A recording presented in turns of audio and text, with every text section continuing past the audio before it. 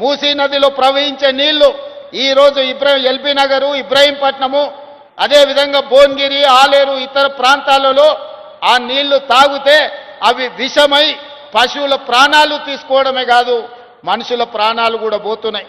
ఇలా కొత్తగా ఆడపిల్లలకు పెళ్ళైతే పుట్టబోయే బిడ్డలు కూడా అంగవైకల్యంతో పుట్టే పరిస్థితి ఉన్నది. ఇవాళ ఆడబిడ్డలకు పురిటి సమస్యలు వచ్చినాయి.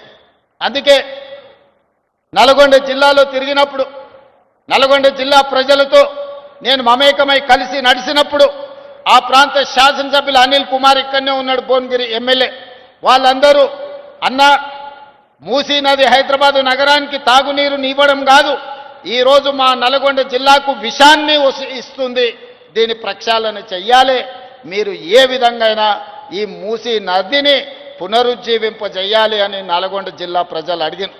ఆనాడే మాట ఇచ్చిన, తప్పకుండా మూసీ నదిని ప్రక్షాళన చేస్తాం, మూసీ నదిని పునరుజ్జీవింపజేస్తాం, హైదరాబాదు నగరాన్ని ఒక సుందరమైన నగరంగా తీర్చిదిద్దడమే కాదు, ఎక్కడ నీళ్లుంటాయో అక్కడ నాగరికత ఉంటుంది, ఎక్కడ నీటి ప్రవాహం ఉంటుందో అక్కడ అభివృద్ధి ఉంటుంది, ఎక్కడ నీటి లభ్యత ఉంటుందో అక్కడ నగరాలు మహానగరాలుగా మారుతాయి.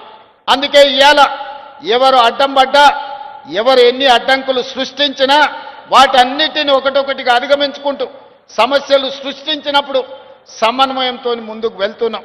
అందుకే ఇవాళ పోయిన సంవత్సరమే గోదావరి నదీ జలాల ప్రాజెక్టు తీసుకోవాలనుకున్నప్పుడు కొంతమంది కుట్రలు కుతంత్రాలు చేసింది, వాటి అన్నిటిని అధిగమించి ఇవాళ 7,360 కోట్ల రూపాయలతోని 20 టీఎంసీల నీళ్లను ఇవాళ గోదావరి జలాలను ఇవాళ ఉస్మాన్ సాగర్, హిమాయత్ సాగర్కి నీళ్లు తీసుకొస్తున్నాం. దాదాపుగా ఇందులో 15-16 టీఎంసీలు హైదరాబాదు నగరానికి తాగునీరు అందించే కార్యక్రమం తీసుకుంటాం. మధ్యలో వచ్చిన చెరువులు నింపుకుంటూ వస్తాం.